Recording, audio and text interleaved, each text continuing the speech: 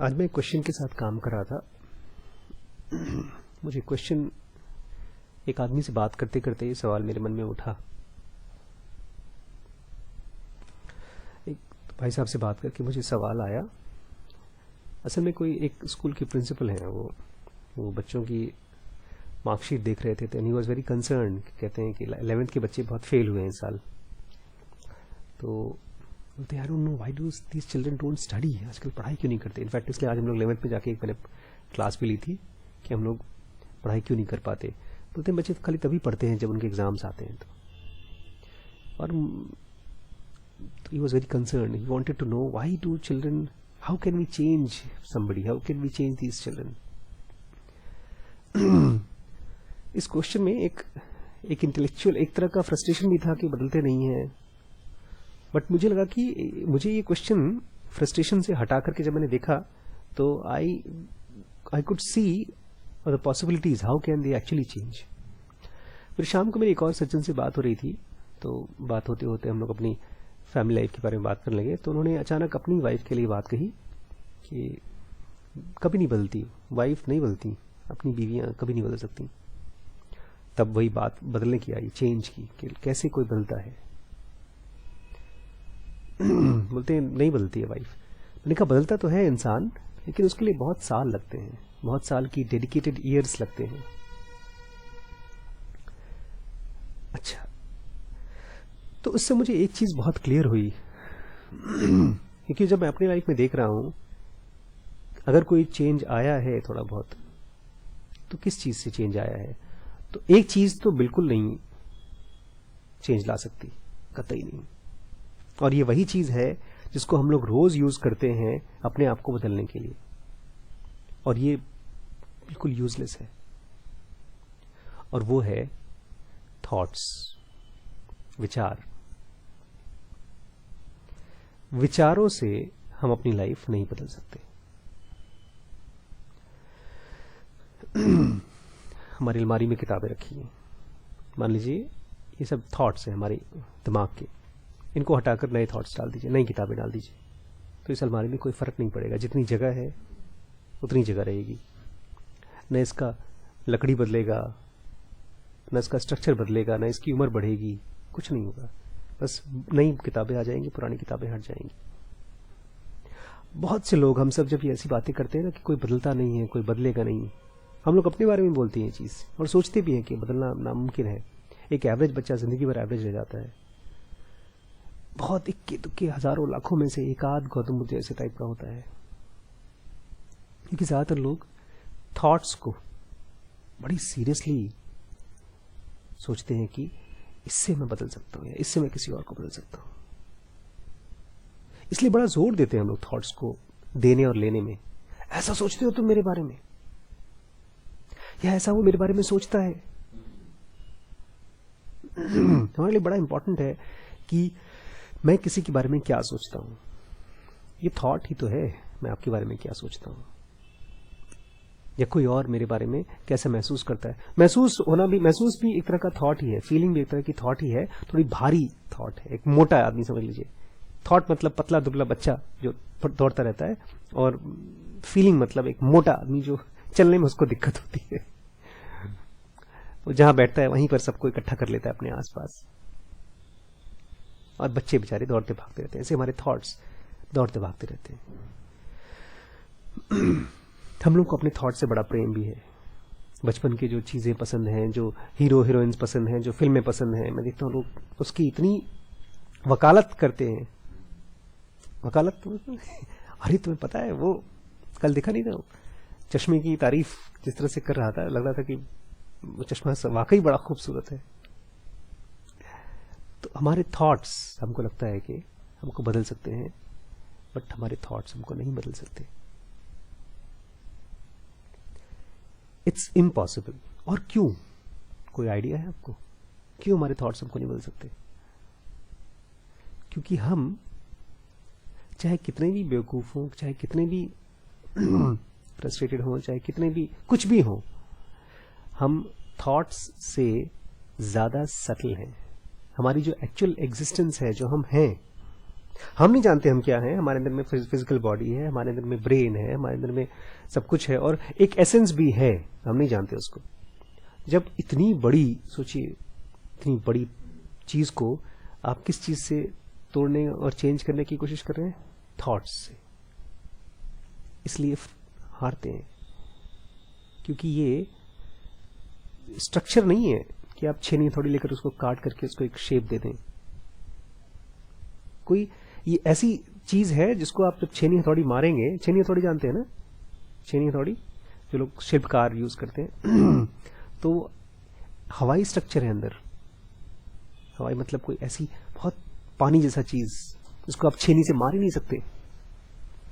तो थॉट्स डालते हैं लोग, माँ बाप बच्चों के ऊपर थॉट्स डालते रहते हैं। आज एक मदर आई, फादर के पास बैठी हुई थी, प्रिंसिपल के पास। तो बच्चा 3-4 सब्जेक्ट में फेल हुआ था 11th में। तो सिस्टर मदर बोलती है फादर को, मतलब प्रिंसिपल को, कि सर आप थोड़ा डांटिए इस बच्चे को। मैं बैठा था वहीं पे, आपके डांटने से शायद उसको कुछ फर्क पड़ जाए, कुछ पढ़ाई में अच्छा हो जाए। तो फादर बोलते हैं, हम कैसे डांटेंगे, आप तो उनके माँ बाप हैं, आप डांटिए। डांटना मतलब एक तरह का थॉट। ये थॉट नहीं काम करती। बदलाव थॉट से आता, टेम्पररी आता है। जैसे हम एनिमल भी तो हैं, हम कोई डरा दे तो डर के मारे हम कुछ देर के लिए कुछ चीजें कर लेंगे। एग्जाम एक तरह का डर ही है। तो जब वो एग्जाम का थॉट आता है, फियर आता है, तो कुछ दिन के लिए हमारी पढ़ाई भी हो जाती है। लेकिन परमानेंट चेंज, हमेशा हमेशा के लिए बदलाव, ट्रांसफॉर्मेशन, ये थॉट से नहीं आता। क्योंकि हम थॉट से कोई और ज्यादा सूक्ष्म चीज है। थॉट्स हमारे सामने बहुत भारी भरकम चीज है। हम एक थॉट को लाते हैं, उसके बारे में सोचते हैं, कोशिश करते हैं कि हम उसके ऊपर अमल करें, हम इस थॉट को जिए, हम ईमानदारी के विचार को जिए। लेकिन हमारे अंदर में जो बीइंग है वो तो इतना सूक्ष्म है, उसको वो तो एक तरह का, हम डिस्कस कर रहे थे कि नहीं, बहाव की तरह है। बेईमानी एक बहाव है, झूठ एक बहाव है। बच्चा झूठ बोलता है, किसी वजह से झूठ बोलता है। एक खास तरह की इंटेलिजेंस नहीं बोलना चाहिए, बट कुछ चलता है जिसकी वजह से, जिसके वेग से, जिसके प्रेशर से वो आदमी झूठ बोल रहा है। भाई साहब बता रहे थे कि मेरी वाइफ को लगता है कि मेरे इन-लॉज, मतलब उसके इन-लॉज, मतलब मेरे पिताजी, और वो उसको हार्म पहुंचाएंगे। हरिम्पी सुन रही हो? तो बोलते हैं मैंने कहा यार, अच्छा पता है फिर क्या बोल रहे थे वो? बोल रहे थे मुझे लगता है मैम झूठ बोल रही थी। मैंने कहा कैसे? बोलते मैम बोल रही थी कि मैं जब इलाहाबाद जाती हूँ तो I am like an ideal बहू, मैं सुबह से लेकर शाम तक। बोलते मुझे नहीं लगता कि ऐसे मैम रहती होंगी। मैंने कहा डॉक्टर साहब, मैम जिस तरह से रहती हैं आप इमेजिन नहीं कर सकते। वहां पर ये डॉक्टर, MBBS डॉक्टर होकर के किचन में जाकर के सुबह 5 बजे से लेकर के रात को 11 बजे तक वो किचन में रहती हैं। जो नौकरानी की हालत होती है वही। इनफैक्ट मैम की नौकरानी से बड़ी अच्छी दोस्ती हो जाती है, इसलिए क्योंकि दोनों एक दूसरे को समझती हैं, महसूस करते हैं। तो डॉक्टर साहब बोल रहे थे कि मेरी वाइफ को लगता है कि मेरे इन-लॉज उसको हार्म पहुंचाना चाहते हैं। अब वो चाहते हैं कि उनकी वाइफ के थॉट्स या उनकी वाइफ का रवैया उनके पेरेंट्स के प्रति बदले। कैसे बदलेगी हो रही है? डांटने से, समझाने से, धमकी देने से, या सोचे समझे प्यार से। नहीं समझे? ऐसे काउंसलिंग होती है, टीचर्स काउंसलिंग करते हैं, प्यार से समझाओ बच्चे को, अरे यार पढ़ो, नहीं पढ़ोगे तो तुम्हारा करियर बर्बाद हो जाएगा। कितना सोचा समझा प्यारा काउंसलिंग है, लेकिन हो क्या रहा है? धमकी। प्यार से धमकी दो। कल मैं उनके बारे में पढ़ा था, ऋषि कपूर के बारे में। ऋषि कपूर ने किताब लिखी है। बोलते मैं जब दुबई गया था तो वहां पर दाऊद इब्राहिम, जानते हैं दाऊद इब्राहिम कौन है? मालूम है आपको? Dawood Ibrahim is the biggest criminals of, he is one of the most wanted criminals of India. Smuggler, जो भी है, सब गलत काम उसने किए हैं, जैसे फिल्मों में नहीं होते गैंगस्टर टाइप के, वैसा वो है। बोलता है जब मैं वहां पहुंचा तो दाऊद इब्राहिम ने मुझे अपने कुछ बॉडीगार्ड्स, उसके कुछ आदमी थे, उनसे गाड़ी भिजवाई और बोला कि आ जाओ। तो मुझे लगा कि गैंगस्टर मुझे बुलवा रहा है तो जाना तो पड़ेगा ही। बोलता है फिर मैं जब वहाँ गया तो उसने रिवॉल्वर टेबल पे रख दी थी ऐसी, और कुछ भी जरूरत हो तो बताना मुझे, यहाँ पर पैसे रुपए किसी भी चीज़ हो तो बताना। बोलता है मैं चुपचाप, उसने चाय पिलाया मुझे, चाय पी करके फिर मैं वापस आ गया। तो क्या वो दोस्ती करना चाहता था उस बंदे से, ऋषि कपूर से? क्या उसको बदलना चाहता था? मैं ये सब जानबूझ के इंसिडेंसेस ला रहा हूं बिकॉज चेंज किस चीज का रिजल्ट है? चेंज इस चीज का रिजल्ट है कि मैं बदलना चाहता हूं, लेकिन मुझे ये नहीं मालूम कि मैं किस तरफ होऊंगा, मैं कैसा होऊंगा। बदलाव कभी भी सोचा समझा नहीं होता। मतलब कि मैं आज ये हूं, मेरे मन में चोरी करने का, ब्राइब लेने का मन करता है, मुझे गलत काम करने का मन करता है, और मैंने किसी को देख लिया है कि ईमानदार आदमी को, उसकी तरह मुझे बनना है। इट्स इम्पॉसिबल, बिकॉज वो जो ईमानदार आदमी है वो एक थॉट है मेरे लिए। उसका शरीर, उसका बॉडी, उसका कपड़ा, उसके घर, वो सब हम जानते नहीं उसके मन में क्या चल रहा है। उसकी जो ईमानदारी है कहां से आ रही है, उसकी गहराई में से। चेंज तो आता है, मैं इस स्टेट में हूं और मैं अपने आप को समझना चाहता हूं। I want to make myself available to understand. जब मैं अपने आप को समझने के लिए अवेलेबल करता हूं खुद को, तब मुझे चीजें गुत्थियों की तरह खुलना शुरू हो जाती हैं। जैसे कोई एक गांठ होती है, उलझी हुई गांठ, तो जब खुलती है तो दिखता है, तो बदलाव मालूम पड़ता है कि अगला स्टेप क्या है, उस गांठ का अगला धागा कैसे खुलेगा। तो जब मैं अपने आप को खुद को समझने के लिए अवेलेबल करता हूं, तो मुझे ये दिखाई देता है कि मैं ये झूठ क्यों बोल रहा था, या मैं ये चोरी क्यों कर रहा था। अभी भी कसम नहीं आई है कि मुझे चोरी नहीं करना, मुझे खाली दिखने लगता है कि मैं क्यों कर रहा था। यहां पर एक बड़ा अच्छा स्टेटमेंट मुझे अभी नई किताब में आएगा, शायद इसमें भी आ चुका है। एक कोई फिलोसोफर थे, बोलते हैं there are two kinds of sticks. दो तरह की लकड़ियां होती हैं जिसको हम यूज करते हैं। एक there is straight stick and one that is not straight. एक सीधी साधी लकड़ी, सीधी, और एक मन भी ऐसे ही होते हैं, एक टेढ़ा मेढ़ा और एक सीधा। सीधा करना पड़ता है, चीजें सीधी होती नहीं है। तो जब मुझे दिखाई देता है कि मैं चोरी क्यों कर रहा हूं, मैं झूठ क्यों बोल रहा हूं, मैं किसी को डरा क्यों रहा हूं, इस प्रोसेस में मेरा जो मन है वो स्ट्रेट होना शुरू हो जाता है, सीधा होना शुरू हो जाता है। ये कोई सोचा समझा नहीं है, थॉट से लाया हुआ स्ट्रेटनेस नहीं है। I want to really understand why do I do something, and in that process of understanding, change happens. In that process of understanding, मैं ऐसी कोई और चीज है जो बड़ी सूक्ष्म है, उसको मैं अपने थॉट्स के ऊपर काम करने देता हूं। See the magic.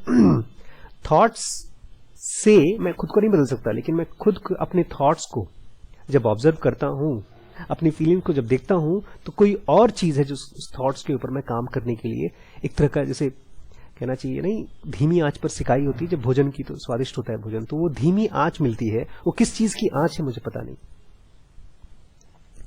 वो बच्चों के साथ भी हम लोग यूज करते हैं।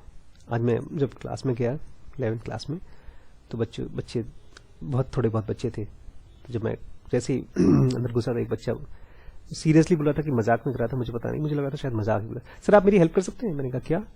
तो सर मुझे हंसी बहुत आती है क्लास में।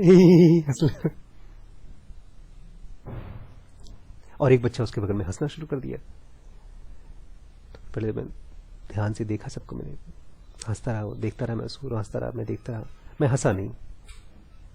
मेरे मन में गुस्सा, बहुत हल्की सी लहर आई थी, बहुत हल्की सी, वो खत्म हो गई। फिर मैं बहुत ध्यान से देखता रहा, फिर चुप हो गए बच्चे।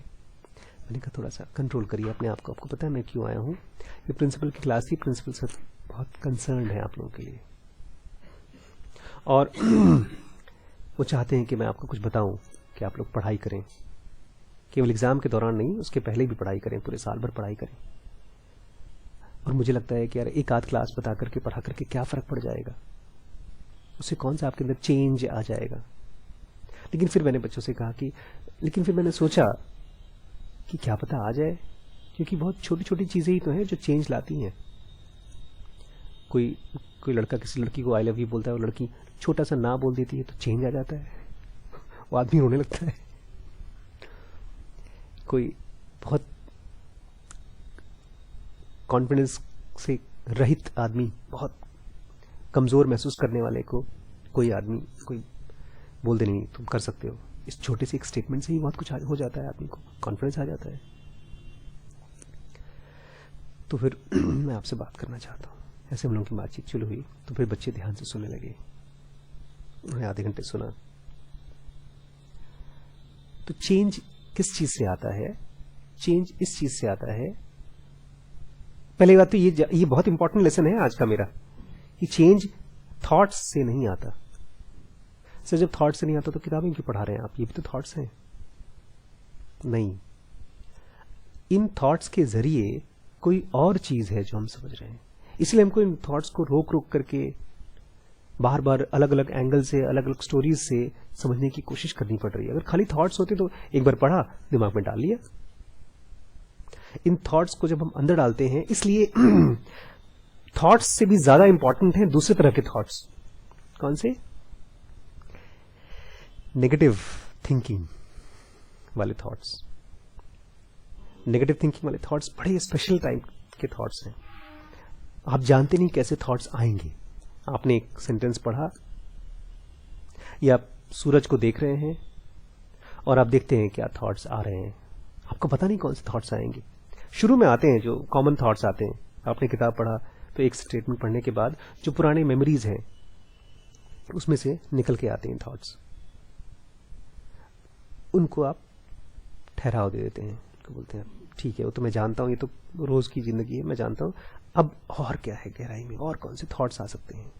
You wait, when you wait and you don't accept common everyday thoughts, then something comes from behind, and that something comes from behind, it is not in the shape of thoughts, but it comes after some time in the shape of thoughts that comes from deep depth. वो जो depth है उसको हम जब अपने आप को उसके प्रति अवेलेबल करते हैं, उसके पास जाके बैठते हैं, तब जाकर के चेंज मुमकिन हो पाता है। पता नहीं मैंने क्या क्या बोल गया। आज एक बड़ी खास चीज मैंने एक पैराग्राफ में हम लोग पढ़ेंगे ना, अगर जल्दी जल्दी में पढ़ेंगे और तो मिस कर जाएंगे। मैंने उसको पढ़ा लेकिन मुझे लगा अरे ये तो अचानक से आप कहीं जाते हैं खेत में या तो कहीं, और अचानक आपको कोई, आप उम्मीद नहीं करते और वहां पर कोई कीमती चीज मिल जाती है। ऐसी कीमती चीज एक सेंटेंस में छुपी हुई है, उससे बड़ा हेल्प होगी।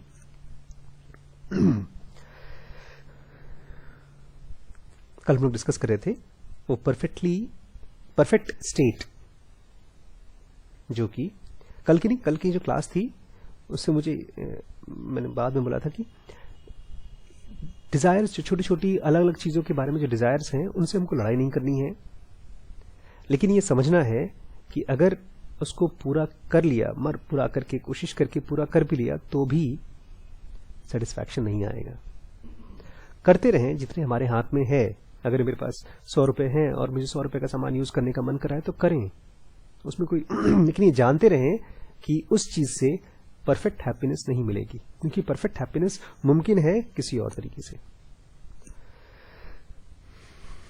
उस परफेक्ट हैप्पीनेस को उन्होंने बोला है एडिकेट स्टेट, एक ऐसा स्टेट जो प्रॉपर है, मुनासिब, उपयुक्त। The absolutely adequate state is really the deepest and the ultimate desire of all beings.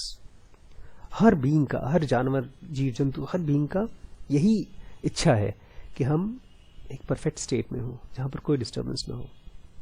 And a primary longing common to all beings must be able to find fulfillment. और जब ये primary longing है, मतलब ये सबसे पहली इच्छा है हमारी, तो ये पूरा भी तो होना चाहिए, ये तो मुमकिन भी होना चाहिए पूरा होने के लिए। Must be able to find fulfilment, इसको पूरा होने का मौका मिलना चाहिए. फॉर, क्योंकि the deepest and the ultimate purpose of nature are always achieved by her, क्योंकि प्रकृति हमेशा जो चाहती है उसको पूरा कर लेती है. Although only after immeasurable period of time, हाँ उसके लिए बहुत लंबा समय लगता है लेकिन पूरा हो जाता है. Nature works along the line of least resistance. Least resistance मतलब मुश्किल चीजें नहीं चाहती नेचर, प्रकृति. जो सबसे डायरेक्ट, सबसे नजदीक की चीजें वही चाहती है.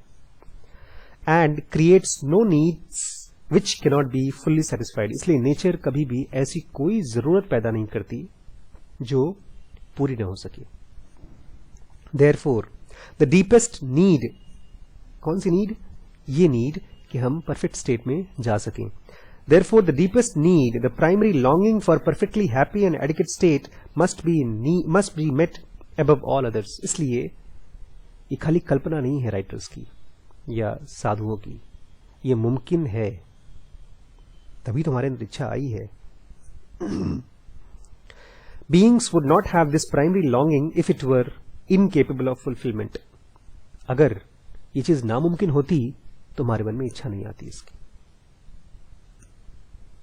If we have not yet discovered the path to this final and the ideal state, अगर हमको अभी तक वहां जाने का रास्ता नहीं मिला परफेक्ट स्टेट तक का, the fault lies in our own weakness, हमारे अंदर में कोई कमी है, but not in the objective reality.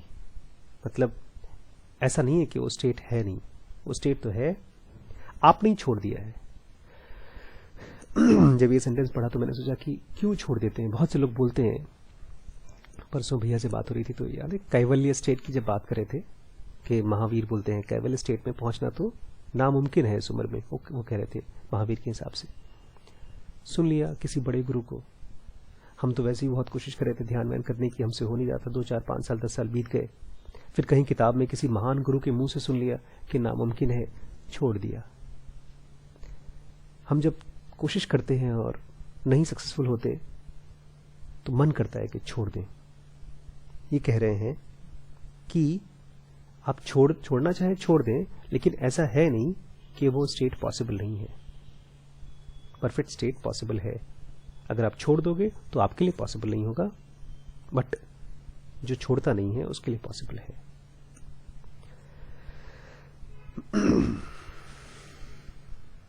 वो सेंटेंस जिसमें हीरा मिलने वाला है हम लोगों को. This longing for an absolutely adequate state is the primary impulse of all beings and springs from the deepest recesses of reality which is not eliminated by any cognition. इसमें जो हीरा है ना इसी सेंटेंस में है, और हीरा उन कॉमन शब्दों में छुपा हुआ है जो पहली बार पढ़ेगा तो वो मिस कर जाएगा, क्योंकि इतने बार ये वही वर्ड आए. कॉग्निशन, इम्पल्स, लॉन्गिंग, इन्हीं शब्दों के पीछे छुप करके हमसे वो साइलेंस कुछ कह रही है. साइलेंस की मजबूरी है, उसको शब्दों से बताना पड़ रहा है कुछ. नहीं, हम लोग वो कौन सी एक्सरसाइज कर रहे थे वाली, ब्लाइंड स्पॉट की. हमको पता ही नहीं कि हमारे आंखों में ब्लाइंड स्पॉट है. लोगों के बीच में आप छुपना चाहे तो आराम से छुप सकते हैं. भीड़ में छुपना बहुत आसान है. कहीं कोई नहीं है रेगिस्तान में, वहां पर छुपना मुश्किल है. भीड़ में छुपना बहुत आसान है. ऐसे ही शब्दों के बीच में गायब हो जाना बड़ा आसान है. कह रहे हैं this longing of N absolutely adequate state, ये जो परफेक्ट स्टेट की जो इच्छा है हमारे मन में, is the primary impulse of all beings. जो परफेक्टली एडिक्वेट स्टेट है ये प्राइमरी इंपल्स है.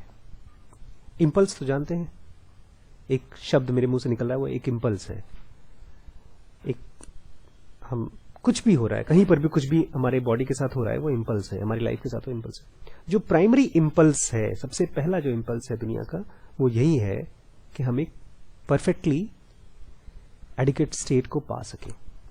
This longing for an absolutely adequate state is the primary impulse of all beings. हर जीव का है. और ये आता कहां से है, ये इंपल्स कहां से आता है? It springs from the deepest recesses of reality. जो रियलिटी है, जो सच है, जो कभी खत्म नहीं होता, उस उसके एक रिसेस से, रिसेस तो समझते हैं, गैप, स्कूल में रिसेस होता है ना, तो गैप होता है, रियलिटी का एक छोटा सा गैप है, वहां से आता है, which is not illuminated by any cognition. ये है हीरा। ये सेंटेंस कोई नहीं बोलेगा जिसने जाना नहीं है इस चीज को, जिन्होंने एक्चुअली एक्सपीरियंस नहीं किया। इसलिए मुझे लगता है शहर जैसे लोग बहुत कम हैं। ज्यादातर लोग ऐसे हैं जिन्होंने किताबों से ट्रूथ के बारे में पढ़ लिया, उसके बाद लिख दिया, बट शहर जी ने उसको जिया है। बोल रहे हैं वो, ये वो रिसर्च है जिसको हमारा कॉग्निशन इल्यूमिनेट नहीं कर पाता, हम आंख नाक कान से उसको नहीं देख सकते, ये वहां से आता है। It is in this realm that every existing thing has its roots. जो भी चीज मरती नहीं है, जो भी चीज ये दुनिया में आई है, वो भी इसका जड़ कहां से आई है, उस रियाल में से। And in which, for this very reason, the meaning of all that exists is included. ये दुनिया किस लिए है, इसका मतलब क्या है, वही है इसका मतलब। और जब कोई किसी को मिलता है वो स्टेट, तब क्या होता है? This primary impulse is at the same time recognised as, इसको आप अगर पहचानना चाहें तो कैसे पहचान सकते हैं? Is recognised as the artless, इसको आप बना नहीं सकते। एंड ऑल्सो अनएम्बिग्युअस, एम्बिग्युअस मतलब वेग, क्लियर नहीं है, अनएम्बिग्युअस मतलब एकदम क्लियर, स्पष्ट। Proclaimer of the ultimate destiny of beings, वही सबकी क्लियर डेस्टिनी है। जब आप वहां पहुंचते हैं तो आप जान जाते हैं। आप नहीं बता सकते दूसरे को, लेकिन आप जान जाते हैं कि मैं पहुंच गया।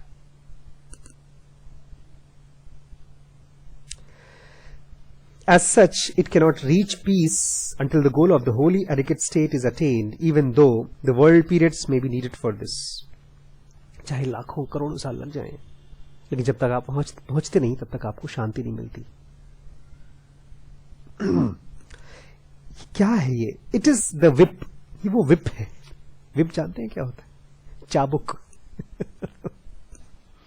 which scourges beings incessantly and untiringly in this direction. हर जीव जंतु को चाबुक मार मार के उनको लहूलुहान कर देती है। मारते हैं चाबुक तो निशान बनता है, वो निशान उसको उस एक परमानेंट स्टेट है, उस तरफ मार मार के हर जीव जंतु को डायरेक्ट कर रहा है। हम सब भेड़ बकरी की तरह है उस परफेक्ट स्टेट की तरफ। चाहे कोई ड्रिंक कर रहा है, चाहे कोई सक्सेस के पीछे भाग रहा है, कहीं पर भी भाग रहा है, कुछ भी कर रहा है, वो फ्रस्ट्रेटेड हो रहा है, तो मार मार कर उस तरफ भेज रहा है, इस डायरेक्शन में भेज रहा है। कॉन्वर्सली, if the primary impulse is extinguished in a being and he thus reaches peace, this means that he has attained the absolutely adequate state and has fulfilled his destiny. और अगर कोई ऐसा इंसान है जिसको ये सब चीजें नहीं महसूस होती हैं, ये तकलीफ कभी नहीं महसूस होती, इसका मतलब वो पहुंच गया है। लाओ त्से ऐसे एक इंसान थे। लाओ त्से कहते थे, as Lao Tse said, to have arrived at peace means to have fulfilled one's destiny. इस शांति में पहुंचने का मतलब ये है कि इंसान अपनी डेस्टिनी को जो उसकी एक्चुअली डेस्टिनी थी, जो उसके साथ होना चाहिए था अल्टीमेटली, वो पा गया है। He added, उन्होंने और ही कहा, to have fulfilled one's destiny means to be in keeping with the eternal order. Order तो समझते हैं ना, कृष्णमूर्ति बड़ा यूज करते थे ऑर्डर, और भी बहुत से लोगों ने यूज किया है इसको। लोगों ने कॉस्मिक कॉन्शियसनेस के भी नाम से जाना है। एटर्नल ऑर्डर, एक ऐसा ऑर्डर, एक ऐसा कानून जो चालू नहीं होता, जो खत्म नहीं होता, उसका हिस्सा आप बन जाते हैं जब आप पीस में होते हैं। तो to have fulfilled one's destiny, अगर आपने अपनी डेस्टिनी को पूरा कर लिया है, इसका मतलब आप उस एटर्नल ऑर्डर के हिस्सा हो चुके हैं। And to know how to be in keeping with the eternal order means to be perfect and complete. और अगर आप उस एटर्नल ऑर्डर के साथ चल पाते हैं, इसका मतलब आप परफेक्ट और कंप्लीट हो चुके हैं।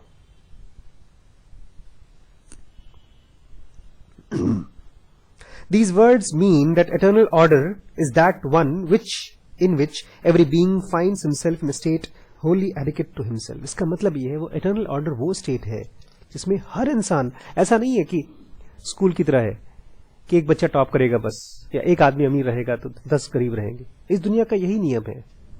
यहां पर एक ही ऊपर की कुर्सी पर बैठ सकता है.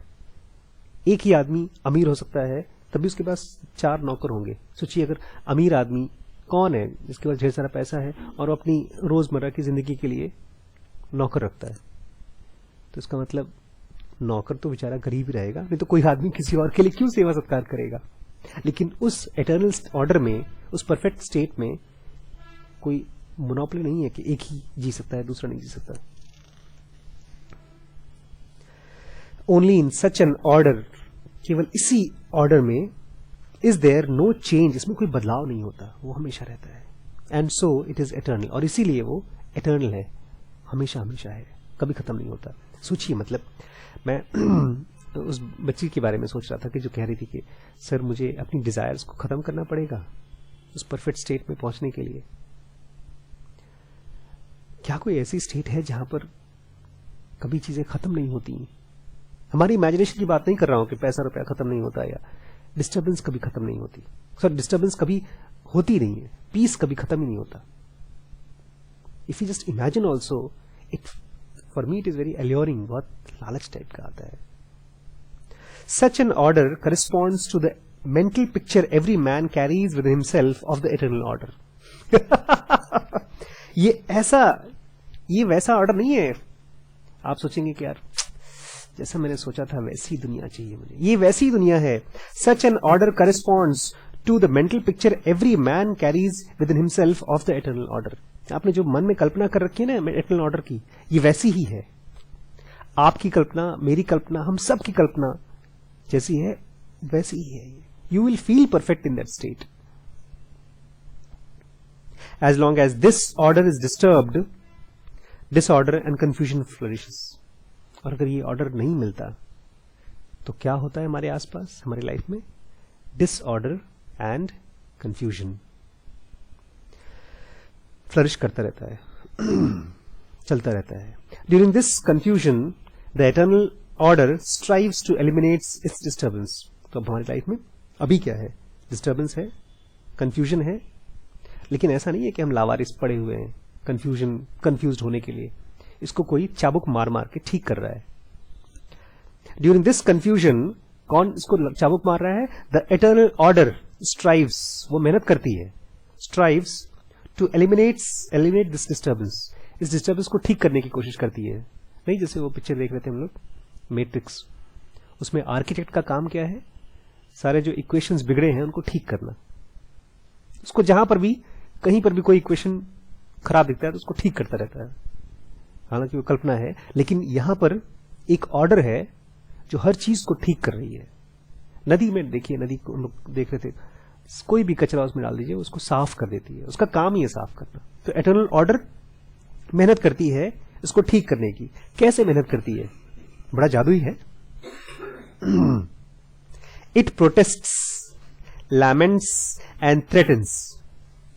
वो अगर आप कुछ ठीक से नहीं करेंगे उसके हिसाब से काम, तो प्रोटेस्ट करती है, वो चीखती है, लैमेंट करती है, अफसोस जताती है, और डराती भी है, थ्रेटन करती है. किस तरीके से? By the way of conscience. Conscience मतलब पता है? जमीर, अंतरात्मा. अरे यार, उस बूढ़े को मैंने कहा था कल आना, मैं तुम्हें एक कपड़ा दूंगा सर्दी के लिए, मैंने दिया नहीं यार, देना चाहिए था. नहीं दिया तो कोई नुकसान भी नहीं हुआ, लेकिन देता तो अच्छा रहता. अंदर में चोरी जब करता है कोई आदमी, कुछ भी गलत करता है, तो उसको कुछ अपने अंदर से फीलिंग आती रहती है. आज मैं उस कमरे में फिर से गया था जहां से मैंने शीश का खिलौना चुराया था. अच्छा, मैं देख रहा था डब्बों को ध्यान से, तो जो था वो कॉन्शियंस था. तो वो कॉन्शियंस स्ट्राइव करता है, मेहनत करता है ऑर्डर लाने के लिए. किस तरीके से? Through conscience. After every deed that is opposed to it. जो भी काम आपको उस एटर्नल ऑर्डर के खिलाफ अगर आप करते हैं तो आपको चाबुक मारता है. लेकिन खाली मारता ही नहीं है, इट ब्लेसेस, वो आशीर्वाद भी देता है, प्यार भी करता है।